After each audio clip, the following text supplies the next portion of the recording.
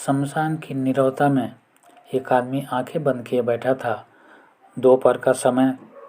उसकी आंखें पल भर के लिए बंद हुई। तभी कहीं दूर से किसी के कदमों की आवाज़ सुनाई दी। उसकी आंखें भय से खुल गईं, किंतु आसपास उसे कोई भी दिखाई नहीं दिया।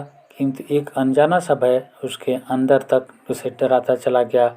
उसे लगा जैसे कोई भूत प्रेत जैसी चीज़ होगी। शमशान में वही तो रहते हैं। उसने सोचा कि कहीं ये उसे मार न डालें, कहीं कोई हिंसक जानवर आकर उस पर हमला न कर दे। वो आदमी फिर से अपनी आंखें बंद कर अपने अंदर कारण तलाश करने लगा। तभी उसे ख्याल आया कि यह शरीर तो नरक है, नश्वर है, आज नहीं तो कल मरेगा ही, और अगर मरना निश्चित है तो फिर डर कैसा। चाहे यहाँ मरो, आज मरो, चाहे वहाँ मरो, चाहे कल मरो, मरना ही है। फिर इसमें बचाने जैसी कोई भी चीज़ उसे दिखाई न दी। और बचा के भी करेगा क्या। अगर आज बचा भी लिया तो कल को बेटी और बहुएं बुढ़ापे में मार डालेंगे। एक बेटा इधर से नोचेगा, दूसरा बेटा उधर से नोचेगा, बहुएं अलग से शब्दों के बाण चलाएंगी, ताने मारेंगी। और फिर जिसे बचाने के लिए इतना भयभीत है और नरक से भी बदतर हो जाएगा। इससे तो अच्छा होगा कि इसी पल भय मुक्त होकर जी ले। और जीवन में पहली बार उसने भय के दर्शन किए, जिसे बचाने के लिए वो पल पल मरता रहा, डर डर कर जिंदगी जीता रहा कि कोई मार न डाले, कोई अपमानित न कर डाले। अगर कोई मार ही डाले तो जब वही नहीं बचेगा तो डरने के लिए फिर उसके पास क्या बचेगा।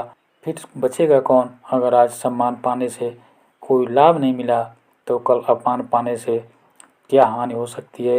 ये झूठी धारणाएं, ये झूठे विचार, गलत सोच और जीवन की गलत दिशा हमें पग पग पर भयभीत कर मारने के साधन के रूप में हमारी मानसिकता पर हमले करने के प्रयास हैं। समाज द्वारा हमारी स्वतंत्रता को छिन्न भिन्न करने के कारणों के रूप में उपयोग किया है। बिना विचार किए हम इस भय रूपी चक्की में पीसते रहते हैं। बिना इसके कारणों की तलाश किए समाज की सारी व्यवस्थाएं मनुष्य को सत्य से भटकाने की है। जिसमें धर्म सहयोगी है। समाज का सारा प्रयास मनुष्य की स्वतंत्रता को नैतिकता और व्यवस्था के नाम पर जकड़ने की है। जिसमें बदकर व्यक्ति अपनी संभावनाओं के शिखर तक पहुंचने में असफल रहता है। जब भी कोई मनुष्य अपनी प्रतिभाओं का उपयोग कर समाज के सड़े गले ऐसे नियमों को तोड़कर आगे बढ़ने की कोशिश करता है जिनका आज की परिस्थितियों में कोई औचित्य नहीं रह गया है और न ही कोई वैज्ञानिकता है शेष रह गई है। जन्म के साथ ही बच्चे को परंपरा के नाम पर डराने का आयोजन सदियों से चल रहा है। बच्चा जब माँ के गर्भ में होता है तो उस बच्चे के लिए माँ सांस लेती है, बच्चे के जीवन के लिए माँ भोजन करती है। बच्चे का शरीर एक नली द्वारा उसके नाभि से जुड़ा होता है, जिसे नली द्वारा गर्भ में पल रहे शिशु की सारी क्रियाएं चलती हैं। बच्चा जब तक माँ के गर्भ में रहता है कोई भी कार्य नहीं करता, किसी भी तरह का दर्द का एहसास नहीं करता। किंतु जब गर्भ से बाहर आता है तो तत्क्षण उसके संबंध जो एक नाल द्वारा माँ के साथ उस बच्चे के नाभि से जुड़ी होती है काट दिया जाता है। फिर बच्चा चिल्लाता है और उसका पूरा अस्तित्व एक बार ही कांप जाता है। उसके शरीर के अंगों को सक्रिय होने में 5 मिनट का समय लगता है। 5 मिनट में बच्चे के शरीर के सारे अंग सुचारू रूप से कार्य करने शुरू करते हैं। उसके पहले ही हम उसे माँ से अलग कर देते हैं। बच्चा 9 महीने माँ के गर्भ में रहा और उसके जीवन की सारी क्रियाओं का संबंध माँ से था कि एक पल में ही इसका संबंध माँ से काट दिया जाता है। बच्चा बेचैन हो जाता है और भयभीत होकर चिल्लाता है।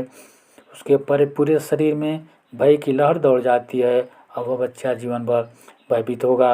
अब उसे कोई भी आसानी से डरा सकता है। हमने उसके अस्तित्व में भय के बीज डाल दिया।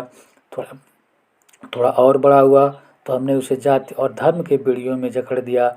समाज में निकलते ही हमने सामाजिक परंपराओं और रीति रिवाजों के बंधनों में जकड़ दिया।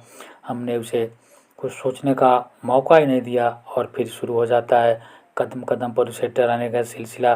कभी समाज के नाम पर तो कभी देश के नाम पर, कभी धर्म के नाम पर तो कभी संप्रदाय के नाम पर।